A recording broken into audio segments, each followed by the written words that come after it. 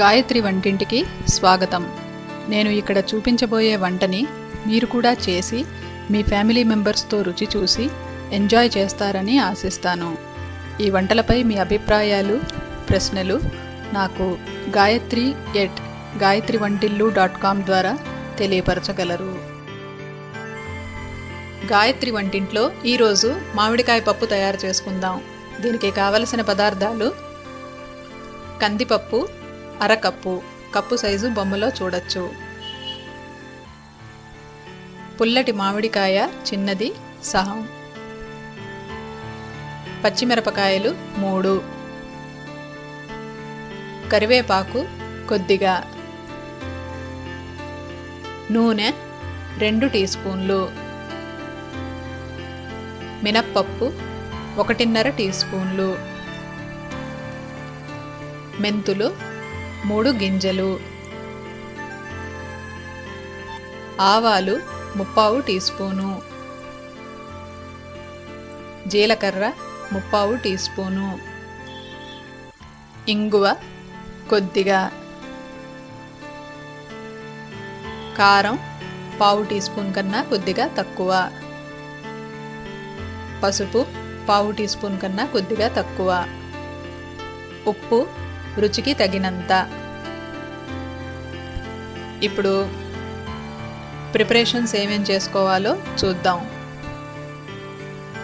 ముందుగా కందిపప్పు తీసుకుని ఒక గిన్నెలో వేసుకుని కడిగి నీళ్లు పోసుకుని పక్కన ఉంచుకోండి. అలాగే మామిడికాయ తీసుకుని దాన్ని శుభ్రంగా కడిగి పైన పెచ్చు తీసేసి చిన్న చిన్న ముక్కలుగా కట్ చేసుకుని ఆ ముక్కల్ని ఈ కందిపప్పులో వేసుకుని ఇప్పుడు ఈ గిన్నెని కుక్కర్లో పెట్టుకుని ఉడికించుకోండి. కుక్కర్లో ఫస్ట్ విజిల్ వచ్చే ముందర సిమ్లో పెట్టి 15 నిమిషాలు ఉడికించుకుంటే పప్పు చక్కగా ఉడుకుతుందన్నమాట.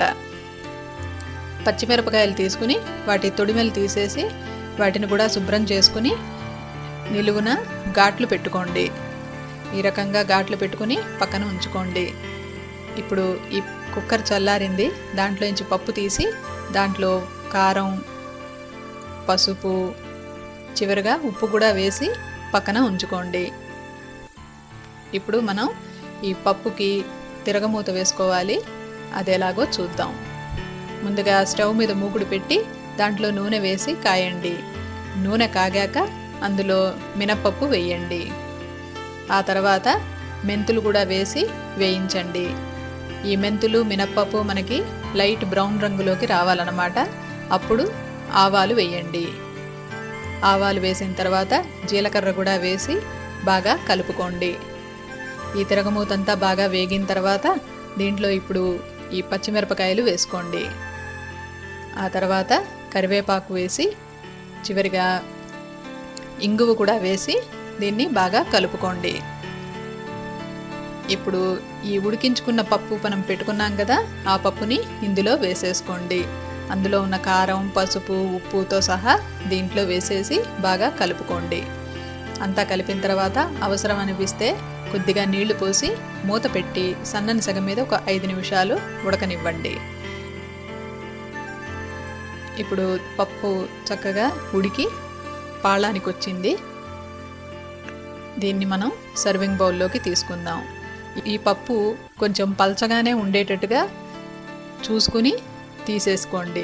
ఎందుకంటే చల్లారిన తర్వాత ఇది చిక్కబడుతుందన్నమాట.